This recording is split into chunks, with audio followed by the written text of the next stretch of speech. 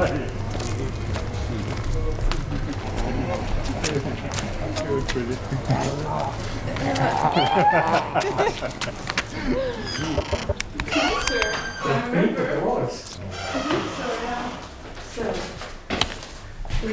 sound engineering room used to be there. Also some rooms were there. It's just a hallway. This is where, oh my god, look at it. I don't know what that is, but this is marked that we have been here. What was in there? So this was the main room. Yeah, the main room where the artists were, programmers. Yeah. Basically, we started there and then slowly expanded to take over the house like a malignant game tumor. Yes. So writers also started here, but we were way too loud with our meetings, so we were banished to the completely different side. This is basically a different building.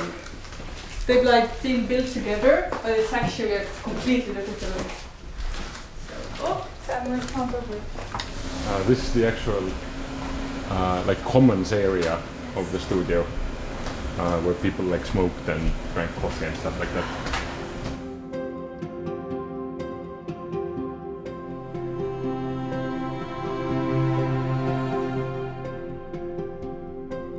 When production on Disco Elysium began, the studio's location poetically mirrored the team that was making it. Two partially dilapidated buildings in the centre of Tallinn's historic old town merged together through a system of broken walls, interior stairwells, and a roof that connected the two. It was here in this building that work on No Truce with the Furies, the game's original moniker, began. But by the end of production, much of the team would be separated by land, sea, and for many, a wider emotional distance. Over the course of this series, we'll explore the work of those people, the ones we talked to and the ones we didn't, in an effort to capture how this team of debutantes went on to make one of the most beloved games of our era. In this video, the second in our series, we're going to explore the work that went into building Disco Elysium, the team that Robert surrounded himself with, the engineers and tech artists that brought Rostov's paintings to life, the production processes the team used to construct the city of Revachol and the district of Martinez. In our first episode, we talked about how life in Estonia had influenced the game's creators. Today, we'll demonstrate how the very walls of this building impacted the design of Elysium itself.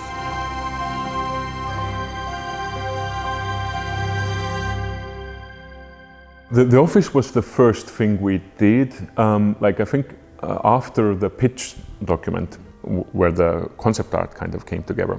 After that, we got the office, and then we got at that time it was me, Rostov, Jüri Saks, Martin Luiga, and we got a producer called Lembit Jürgenson, who became the lead producer on Disco Elysium for the first 4 years or so.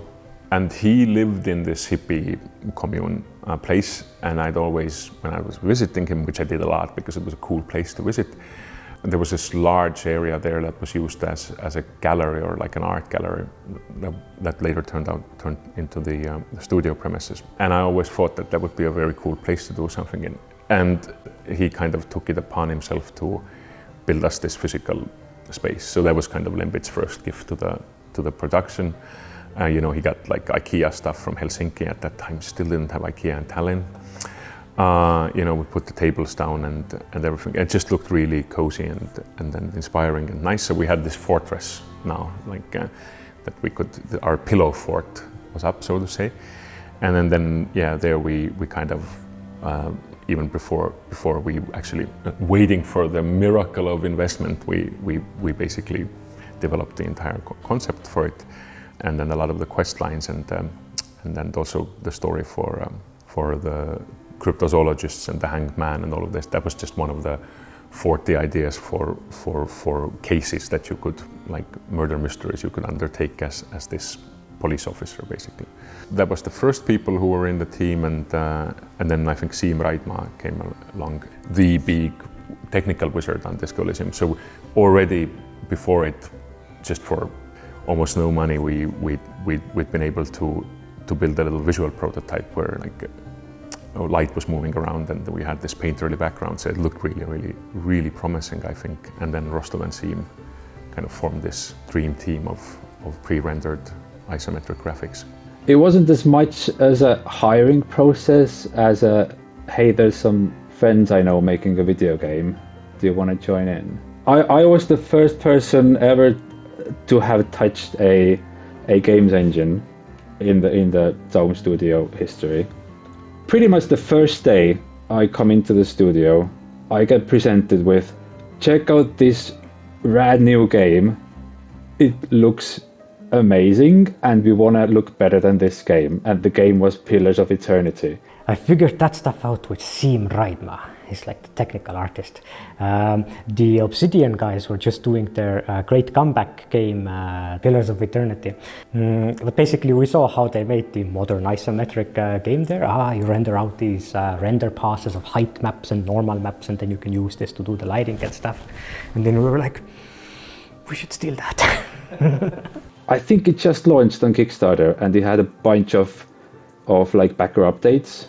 And basically the first week we went through their vlog video number 79, like frame by frame. That was like the graphics update, how we render stuff. Like it's a flat plane and we kind of make it like 3-dimensional with pixels and stuff. So we were excruciatingly going through that video and pretty much trying to like make a cover band of Pillars of Eternity.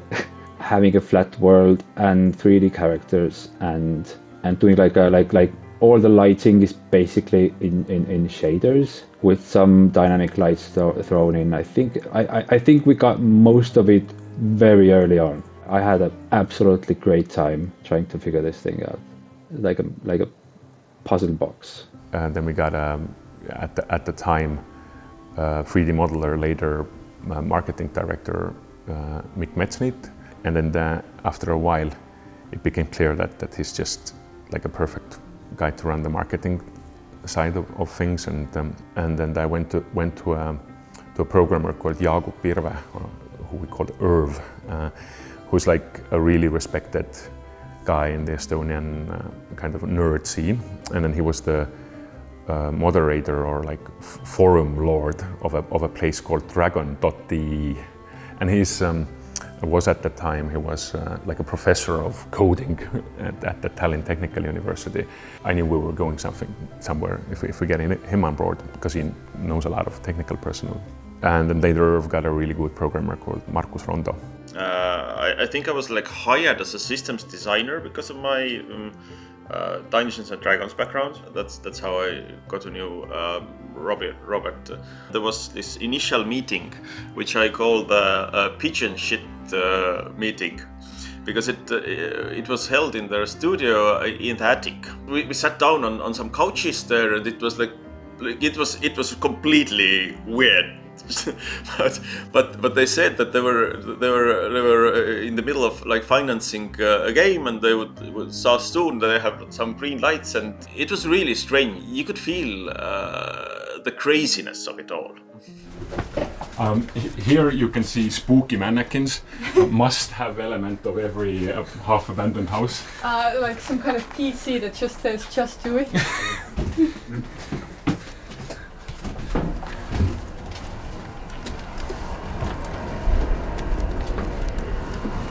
As you can understand, the snaking internal architecture, I think it actually did like inspire Whirling in Rags a bit. Like these like hidden pathways you can take through the whole place. This was the smoking corner and coffee corner, and it's quite interesting how it's like super secluded. Yeah, you can also come in from this window. And if you now go in from this window and then go down, then you find yourself at the studio again. Yes. In this like really cool level design twist. Yeah. There's about 2 months a year that you can sit out here, and this is one of those months again right now. It's fortunate timing. See, this happens for about 4 hours a year. Yeah, the sun comes out. Right now. Yes.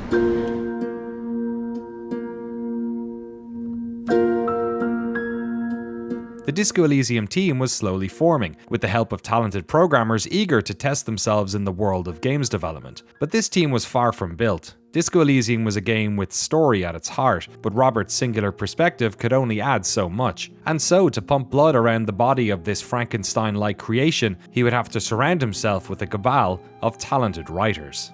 2016, I had this first like a serious sit down with Robert where he said like, okay, now we have money, do you want to come and work for us?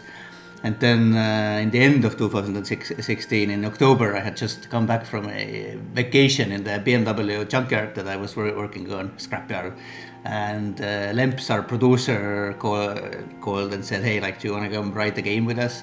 And yeah, it was a no-brainer. Me, Helen, and Martin, when we joined, all of us, the first thing we did on day one, we came to the office and we played this really early build. I think I will forever remember this moment of this insane disbelief and pride that I cannot believe that my friends with whom we dropped out of so many high schools like managed to put this together, because already there in this raw state it really felt like this is the next step. This is definitely an RPG, but it's RPG done different. I remember when like Robert and Rostov first approached me, because we had done blog together and like, you know, contributed elsewhere, but it had always been in Estonian. So when they first like approached me, I was like, I don't know if I can do it, but I can try. And then like the entire first year I was like, I'm not sure if I'm actually doing it, like it's not working out as I wanted to. Every writer was handed this scene they were writing on. For all of us, myself, Helen and Martin, we all had like a test scene, and they weirdly enough all ended up good enough to be in the final game. For me it was Rene and Gaston, the guys who play Petang. Martin did Tommy, the poetic truck driver, and Helen's was the working class woman.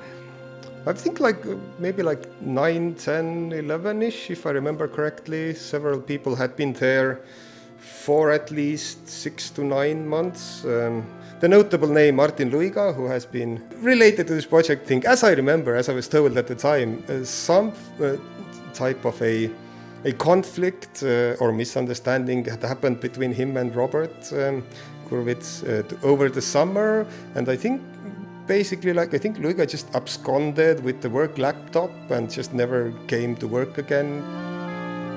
We reached out to many of the original team to talk to us, but Martin was not available to chat. His contributions to the original D&D campaign, the early world building, including these wonderful concept images of Martinez, were foundational in helping the team paint the portrait of this game. This might be a sensitive topic as well, so we can just completely brush over it if that's the case. Is it Martin who had a particularly difficult time with? Yeah, we've all had a particularly difficult time in our different ways, and it hasn't been good for any of us. But yeah, I think Martin's stuff is so personal to him, and I don't feel like speaking on his behalf. So that's what I was told, and then like, you know, several months later it's like, okay, we're getting new funding, we're getting new writers, let's get this project going.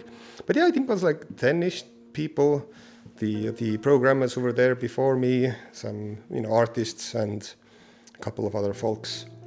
So that was the crew we'd gotten together, and then there was another programmer called Veljo Hagu, and then also he did a lot of movement programming and stuff in the beginning, and I think that was it. We had those two programmers, and then we had that 700,000, and we were on track to make the return, this giant version of the game, and then Veljo comes to me. You do understand, of course, that there isn't going to be any combat in this game, and I was like, why? We only have 2 programmers, you know, and 700,000. It's nice that we got that money, and it's a huge achievement, Robert. But you know, the team you have is not going to code you a combat system. And then I was just like, okay, then we won't have combat. And about a week later, I came to him and said, like, can we just do all of the combative stuff with like just dice roll in dialogue? And he was like, yeah, that makes sense. And then I remember one night I went to sleep with a task, and the task was, Robert, cut the story down from the return, this huge thing, to a very small, solid thing. I remember the other side of my brain being like, Robert, I'm tired, I don't want to do that today, I don't have, how am I going to do it? And then there was, no, look, this is irresponsible, like you can't continue going on with this huge plan. You need to have something that people can start working on tomorrow. And then in about 30 minutes, my brain was like, okay. And then it was like, I had an idea for a pen and paper session with the people in the studio to kind of introduce the world to them. Then I had this alcoholic cup thing and so on. It was like, okay, well, let's just turn that into the game. I had Harry and Kim Kitsuragi, and these characters were already. So it was also supposed to be a pen and paper campaign, basically for the video game studio, to get people into the setting. And I was like, I'm not gonna ever have time to run pen and paper campaigns again. I know that this joke works, like this stupid disco cup joke is gonna be okay enough. So I came to work, and then I just kind of explained to everyone what it's gonna be like, and people were like, like it elicited a small laugh out of people, and it was like, okay, let's do this. After the whirling demo and waking up demo, I think that happened after we had cut down the scope, and that was like the most important thing that Veljo did. I think you said, okay, your plans are like way too large. This will never happen if you do it like that. We need to like cut combat and make the game small. I guess a funny insight is that the whole of Disco Elysium is a vertical slice of a much bigger game. There was a massive reduction in scope, which was I remember the lunch we went to. We were just talking. So let's try to do something like more contained. See if we can like build it up as an actual game, and then do the rest of the game. And that kind of a boxed-in little corner of Martinez ended up being Disco Elysium. Was this type of art here before? Yes. Yeah. It's run by hippies, like real hippies. Right. Like drum, yoga, peace pipe type of hippies. And I've grown to really like the aesthetic over time. Mm-hmm. So all over the place are like, like this here and dream catchers. Yeah, dream catchers are like things that say that, being angry, it's poison for yourself. You're poisoning yourself. So like every time like things got heated up, we were just like, yeah. By the way, this was my office. Yes. Right in here. There's a very small, like 2 by 2 meter, like cell, I would say here, where I wrote about, too many words. But I needed to be secluded from other people so that they don't ask me questions all the time. Right. So this was the solution we found. The writer's room was there, and everyone else was somewhere there. Here there was a big boxing bag you can beat. It still is, thank God. Yes. Oh my God, and the gym. Wonderful. So this inspired the Doom commercial areas gym, like this area here. I had the feeling that the whole environment was actually part of what we were. Like some of us like to clean, some of us like left their coffee stuff in the machine that okay, someone else will take care of it. Like it was like easygoing thing. Like there were hippies before us, there were hippies after us. I think Robert had the word that there was some namaste that they had to take out of these rooms before we could enter, and some of it remained. Yeah, like it was just perfect, like perfect in its location and in its state of decay. If we had some kind of like a modern white surfaces, minimalism, water fountain in the hallway type of a studio, I don't know how it would have shaped us. It was just so inspiring, or it just added to creativity. We already because no one in Estonia had really made a game before, or like at least a game that would have popped up in anyone's radar. The general opinions that we got when people heard that we were making a video game was this: oh no, that's not gonna work. And also now working in this derelict building where water leaks into the server room and it's so cold in the winter, you have to wear jackets and gloves. Like this really helped to build this us against the world vibe, this unity. Like we're guys against all odds, we are gonna do this. I think it was quite, well, I would say like free-spirited and uncorporate, but also like maybe slightly chaotic. But I loved it. I think I'm a person who works very well in those environments where there is no like strict hours where you work when you work.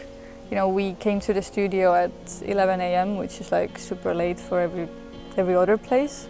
And quite often I would like stay late just because I felt really comfortable in the beginning there. It became almost like a second home. I also remember like some evenings where me and Argo would just like, it's like Friday evening, and we're like, oh, let's just keep hanging out in the studio and like, you know, just, you know, as friends, let's hang out here. It was also in the middle of the city, so even like when I was, I don't know, going out to a bar, I would sometimes like just crash in the studio. Over there is Frank.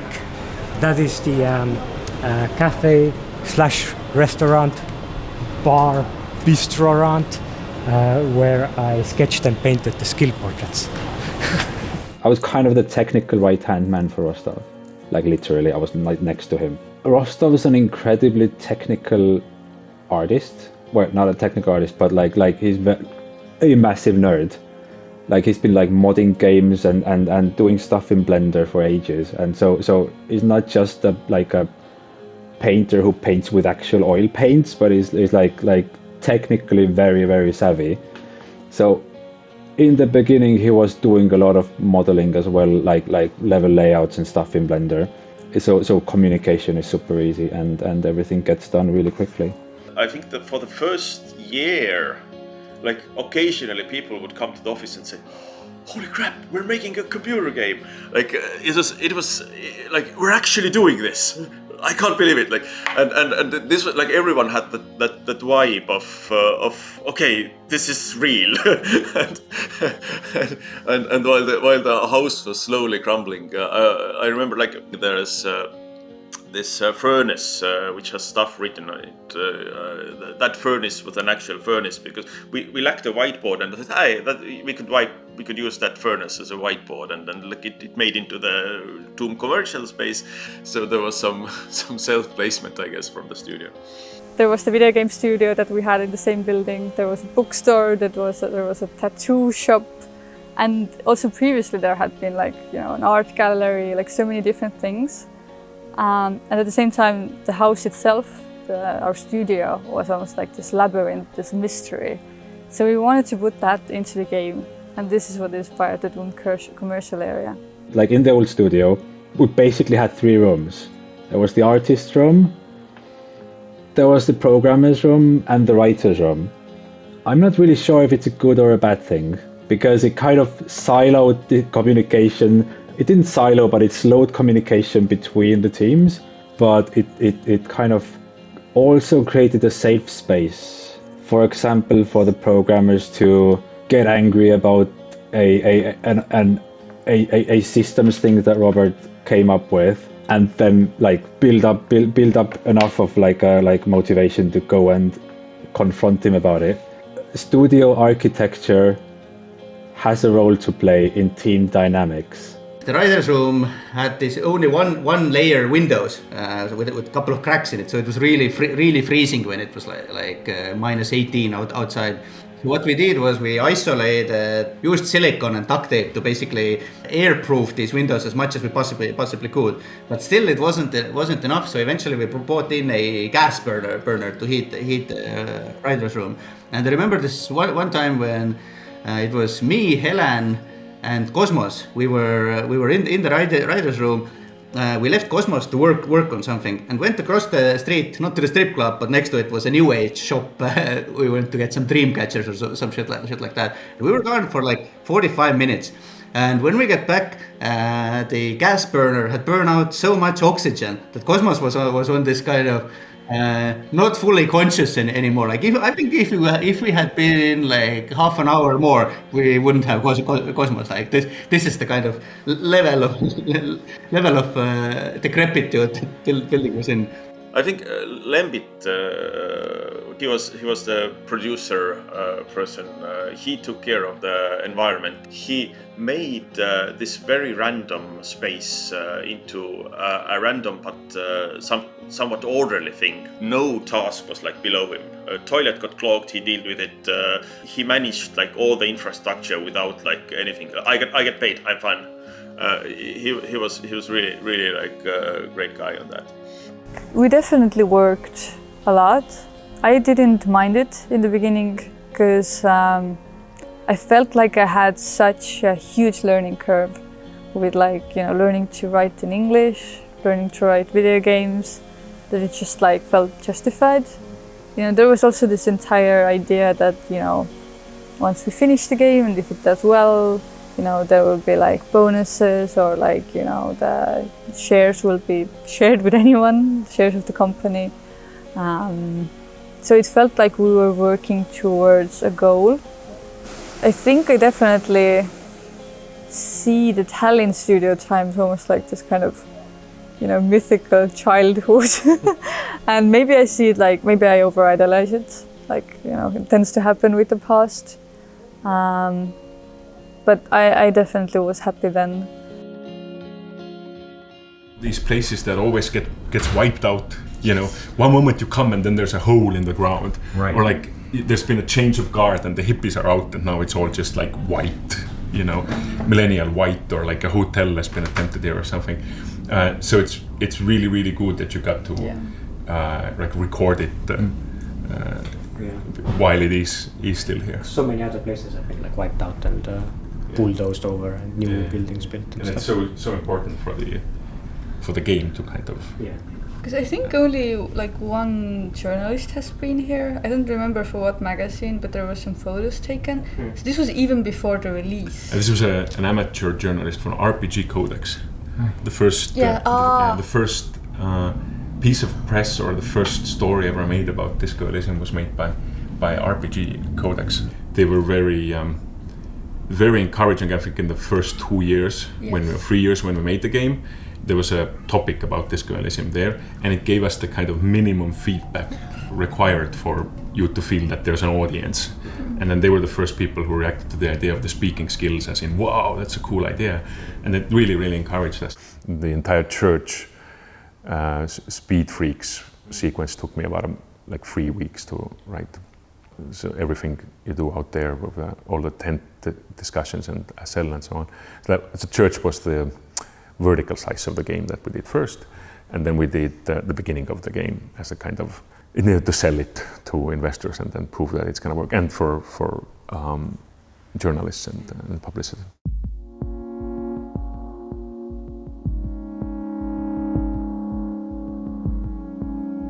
The original vertical slice of Disco Elysium was set around the church. We'll dive more into that in our episode focused on writing. But as the writing team was getting to grips with the universe of Elysium, and decisions over gameplay were being solidified, the programmers were crafting engine, gameplay, and interface systems to make Robert and Rostov's vision of the game even possible. Disco Elysium, as a piece of software, does an incredible job at matching the tone and artistry of the world. Camera movements, UI widgets, menus, skill systems, the thought cabinet, weather effects, and sound management all contribute. But this remarkable work on behalf of the programmers didn't come easy. Disco Elysium was always under pressure by incoming release dates, which were thankfully kicked down the road on several occasions. So what was good about the project was that about 9 months in, we got a demo, which was the beginning of the game. And it was pretty fun. Like waking up as that character, everyone liked playing it. So that was an ace in our hole, that we had like about 40 minutes or 50 minutes of gameplay that just felt like, okay, insert more money, you get a good game out of it. Another good thing we had was we had this story outline, and it felt like compact enough so that it's kind of doable, but at the same time large enough to, this is one of the things we always thought about, to classify as an RPG, or even as a major RPG, which is a weird thing to say about it, but like something that would launch an RPG studio, something that would have like 40 hours of gameplay. that was very good. The skill system was very good right from the beginning. The speaking skills, which just very quickly came out of the first dialogues that I'd written for the game. It was just natural for the skills to be characters too. There was no, and people reacted to it very well. I think the first dialogue was with Acel on the ice. It was a test dialogue to have a little bit of church. And the first moment where I realized they should speak is when Encyclopedia tells you about contact mic. And there's a contact microphone, and Encyclopedia says, by the way, there's a boxer called Contact Mike, and then you ask it, any news on my own name? And he says none. And that's where the first dialogue between your skills happens, this side dialogue from talking to Acel, and everyone just reacted very, it was catnip. Like everyone was, oh, that's super funny. A lot of the design came what Robert wanted. And I think the storyboard was communicating that pretty exactly. We would have like discussions over skill names and how this would go. But I think like this was something that Robert just handled. He wanted it in a certain way, and we were figuring it out. Disco production wasn't very cursed. I've observed people being in cursed productions. And this is really bad. Disco didn't feel cursed. Like it was cursed in other manners, but it didn't feel cursed when you were inside of it. But the small curse was that the deadline was always like a year or a half away from where you were. We had the skill system, and we had the confidence that this works, that it's a sticky thing, and that the story works together, and the main beginning works, and the character works. So it was just enough for us to continue digging the money hole.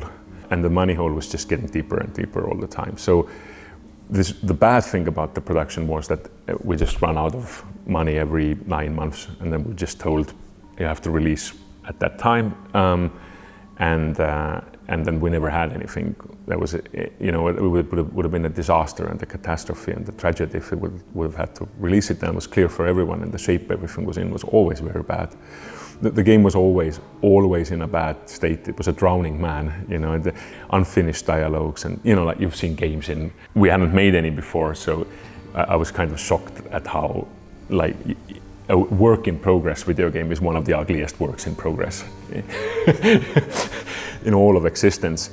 And then it was like this drowning man that always needed attention. So that was the bad side. That meant that the programmers never got to work out like a calm architecture for the project, that they were always just doing quick fixes to get something out in 7 months, 6 months, 5 months and counting. Well, another thing that worked really well was art. Like Rostov was just churning out these beautiful landscapes, so that was very inspiring. For a long time art was like the good boy of production, and then writing was the bad boy, because we were never ever finished with anything. What I would say what became the main bad thing in production was I slowly realized that it's going to have a word count which is perhaps best counted in Bibles, not words, and that I'm going to have to write one Bible worth of text, and I'm going to have to edit another Bible worth of text, and then that means it's about 700,000. One Bible is about 700,000 words or so. And we kind of got it down to maybe 600 and 600, and slightly were able to cut corners. But because writing was the only gameplay, it meant that if we cut things out, it no longer is an RPG. And so it needs to have these side quests and stuff. That's about the time when, thankfully, the core design of the game was so solid that I could move away from a designer role and just become a writer, and everything, all of the design, everything became writing, and the game never ended up having any other designers other than me and Rostov, and just the really beginning little design that we got down, thought cabinet and so on. So good thing was it was a very solid design for a first-time designer, but I think that was because I designed these systems for like 10 years before for pen and paper, and if they work on it's called a paper prototype in video games. If they work on paper as a board game, then they work in games too, hopefully.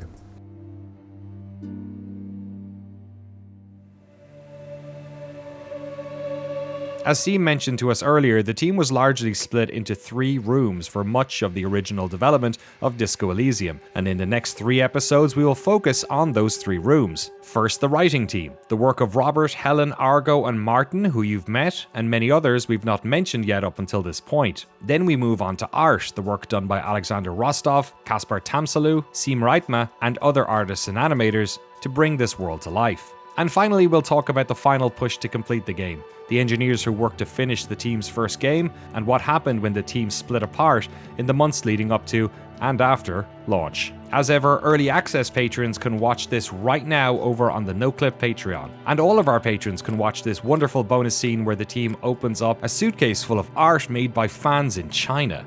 Oh my god. That's so Really cool. good. Oh, that's cool. So we didn't get money, we didn't get the IP, but we did get 30 kilograms of Chinese love. Yes. Honestly worth it. These bonuses are our way of thanking you for supporting us telling these types of stories. Stories about the people behind the games, and sometimes even the buildings they called home. This is the studio. It still has its own logo on it. It used to have, I'm gonna eat one word. It used to have a giant poster that I made that said, "Creators of the most advanced role-playing system in the known universe." Because I wanted everyone to like get pumped up every time they come to work. And then the programmers like edited it, struck something through and so on. So in the end it was creators, attempters of the most untested role-playing system in the known universe. So that was the kind of level of epicness that they wanted to experience when they came to work, which I understand now. It's much calmer.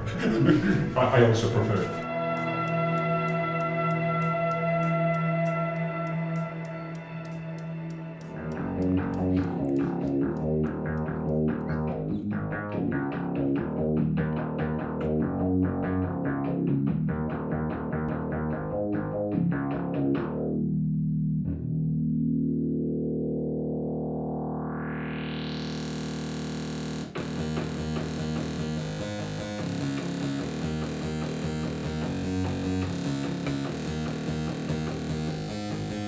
Yeah, Agile was introduced to the production by Lembit Jürgenson, the lead producer, about a year in or 2 years in.